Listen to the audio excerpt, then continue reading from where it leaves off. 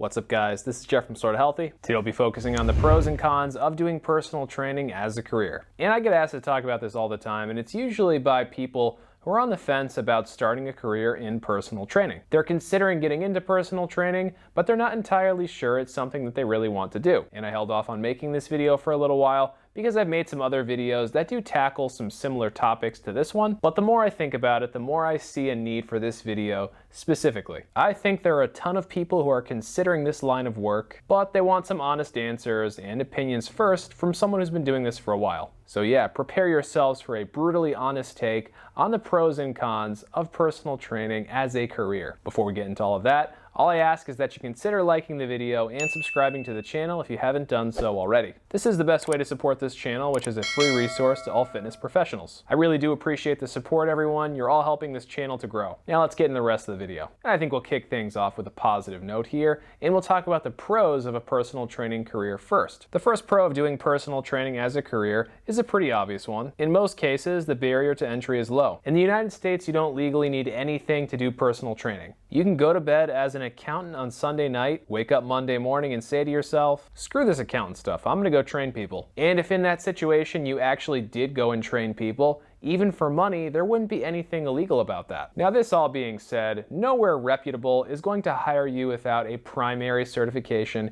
and your AED, CPR, and first aid certification as well. So even though it's legal to train people in the US without a certification, it's very hard to get a job without one. Other countries have different laws, by the way, so if you live outside of the United States, check your own country's laws. So ACE, ACSM, NASM, the NSCA, and ISSA, those are the most popular primary certifications for personal trainers today. Realistically, you can study all the material for any of these certifications and pass their exam in a relatively short period of time. If you're diligent in your studying, I feel like it's definitely possible to pass any of these exams within a month or two after beginning the course. For some of you, it might take a little bit longer than that. For others, if you're insane, you might be able to pass the big test after a weekend of binging the material. I strongly advise against that last one, by the way. Most of you will not pass these exams if you try and cram the weekend before the test. Anyways, my point here is that it doesn't require that much time or money to become a personal trainer. These certifications cost nothing relative to a college degree. Think about it this way. Most teachers in the US are required to go to school for 4 to 6 years before they can even begin teaching any students. Many of them spend hundreds of thousands of dollars on their education only to make slightly more money than personal trainers do. And of course you could argue that teachers are underpaid, and yes, for the most part that would be true. My point here still stands though. As far as becoming a personal trainer is concerned, the overhead when it comes to money and time is still very low. This obviously works to your advantage. You can get out into the field nice and early and not put yourself in a boatload of debt. The other pretty obvious pro is that training more often than not is actually a pretty fun job once you get the hang of it. Once you get past those first few months where you're literally second guessing everything that you do, training people actually does become a pretty enjoyable thing. I've been doing this for about 10 years now, and I've basically never woke up before a shift thinking to myself, God, I hate my job. I wish I was doing something else. Yeah, I basically never think that way. And when you consider that oftentimes I'm waking up at 4 a.m. for these shifts, yeah, it makes you realize that training is actually a pretty fun thing. But yeah, I've done other things too. I've worked in retail, I've worked in grocery stores, I've worked in warehouses, I've done sales jobs. For me, there is no question, training is a much better gig than anything else I've ever done. You get to work around like-minded people who are usually pretty cool and into some of the same things that you're into, and typically you'll be working in a pretty fun and upbeat environment. Obviously, this is going to vary depending on where you end up, but in general, I think this is going to be the case for most of you. Also, for the most part, your clients will be cool people who are good to work with. Generally speaking, most people who end up doing personal training with you will value your time and expertise. Yes, there are certainly exceptions to this too, and we'll get to that later. It's definitely rewarding to see your clients do well and achieve their goals, and it is a really good feeling when you do change someone's life for the better. You'll meet a lot of interesting and inspiring people on your journeys if you do choose to do this as a career. The last pro that I have for today is that a career in training rewards hard and consistent work. If you work in retail or a restaurant or a cubicle somewhere, oftentimes you can bust your ass every single day and not a single person will ever notice or care. Of course, this isn't always true, but you guys know what I'm talking about. In a lot of positions out there, it doesn't matter how good at your job you are or how hard you work. How successful you are will be the same whether you bust your ass every single day or whether you just barely get by. Personal training is not that way at all. There is a huge discrepancy in pay and overall success between trainers who work really hard and those who don't. Personal training rewards those who embrace the grind, so be ready for that. Becoming a successful personal trainer takes time and consistency, and I'm always surprised when people don't seem to realize this. Immediately after getting your training certification, you should go on to shadow other trainers and practice your new skills on your friends and family members. Within a few weeks of doing that, you should apply to literally every single training job in your immediate area. Once you get a job, and you will if you're persistent in everything I just mentioned, the next thing you need to do is book yourself up with clients. Whether you're responsible for selling training packages or not, booking yourself up in the beginning really is a grind. You're going to have to wake up every day in a positive mood, go into your gym or fitness facility, and do your thing as professionally as possible. Having a bad day?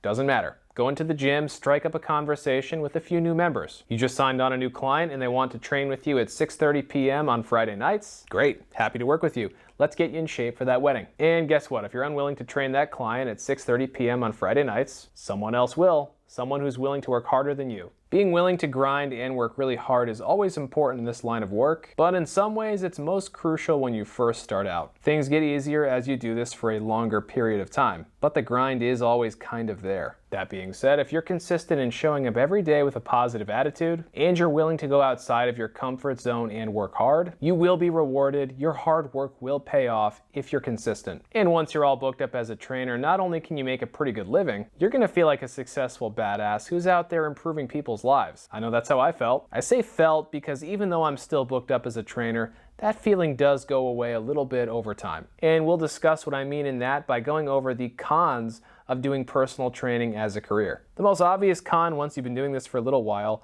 is work-life balance. It's very easy to become time poor if you're successful as a personal trainer. Time poor, according to the old internets, is spending much of one's time working or busy and lacking free time. Why is it so easy to become time poor as a trainer? Well, first off, you work when your clients don't. So you're likely to be busiest between the hours of 5 a.m. and 9 a.m. and 4 p.m. and 8 p.m., meaning you work the early morning and the late afternoon. And typically you'll have a break in the middle of the day. If you want to make a decent living as a personal trainer, you're probably going to have to work a few split shifts and probably at least one weekend day as well. And if this is a deal breaker for you, then I wouldn't get into the field. Or at the very least, I wouldn't plan on making a career out of this. In all seriousness, training can be a really good side gig as well. Another problem with your work-life balance or your schedule is, well, it's really hard to say no to your clients. If your client wants a specific time for their session, more often than not, you're going to say yes, because at the end of the day, they're paying you thousands of dollars and you don't want to jeopardize your relationship with that client. As a trainer, you certainly need to have boundaries set up to avoid letting this get out of hand, but make no mistake, this is still a service industry, and if you can't properly service your clients, they will find somebody who can. Another con of choosing personal training as a career is the money and the benefits, or lack thereof, really. Benefits in most cases do not exist for trainers. You're unlikely to get paid vacations, 401k contributions, health benefits, or anything else that comes standard with a 9-to-5 in 2021. That isn't to say that these things don't exist, they're just not that common in the fitness industry. As far as money goes, most online sources will tell you that trainers make about $40,000 a year in the United States. It's hard to know how accurate these sites are though, because most of these sites are self-reported. Coming up as a trainer, I can tell you that I wasn't making $40K a year until about 2 years into training clients. And the only reason I was making $40,000 a year at that point was because I had 3 different personal training jobs and I was working pretty crazy hours on top of that. All of that is entirely standard for new trainers, by the way. Now, this all being said, I make a lot more money than $40,000 a year now that I run my own successful personal training business. But holy shit, was it a hard road to get to this point. I basically grinded like a madman for an entire decade to get to where I am now. And I will say, I am glad that I get the chance to reflect on it now a little bit with all of you. But anyways, yeah, the most successful trainers out there, the top 5%, if you will, those trainers can make 2 to 3 times as much as that average $40,000 a year trainer makes. And after busting my ass for the last decade or so, I guess I have kind of crept up into this category as well. So all in all, you're not going to get rich as a personal trainer. If you're in that top percentage of trainers and you play your cards right, you could do pretty well for yourself, but that's about it. The last con of doing personal training as a career is instability. Now, what exactly do I mean by instability? Well, I mean a few different things. First off, remember when I mentioned that most clients are great to work with and they're going to respect you as a professional? Yeah, so most people will, but some people won't. People like that are likely to be a pain in the ass, cancel last minute, and just cause a whole bunch of problems for you. Later on into your career, you can pick and choose clients a little bit more. Like when I get clients like this now, I'm a lot less lenient than I used to be. When you're first coming up though, to some extent, you are at the mercy of these clients. When you first start out, there's a good chance you're not going to have enough money to pass up a client, even if they're kind of a bad client. You'll have to try and make the best out of a bad situation when dealing with clients like this. Even good, reliable clients will have major life events happen that will mess up their schedule and in turn your schedule. Over the years, I've had great clients lose their jobs or lose a family member or have to move away somewhere due to a change at work, and it can really hurt your business when things like this happen. This isn't the only source of instability in the industry though. If the economy takes a downturn and times get a little tougher, less people will be interested in personal training. In 2008, when the economy fell apart, a ton of training businesses went under. Last year, the same thing happened again. During tough times, people usually do spend less money on personal training,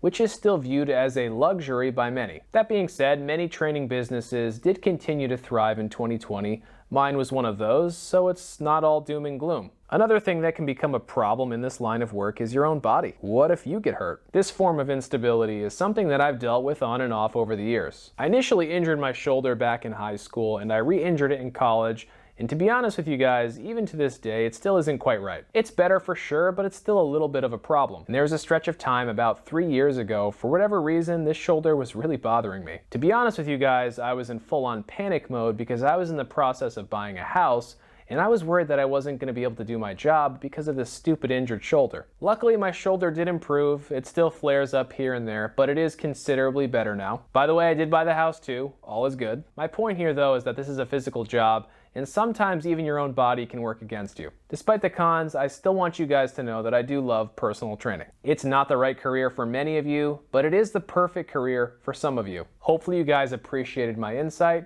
and hopefully this will be useful in helping you determine whether this is right for you or not. Either way, that's all we have for today, everyone.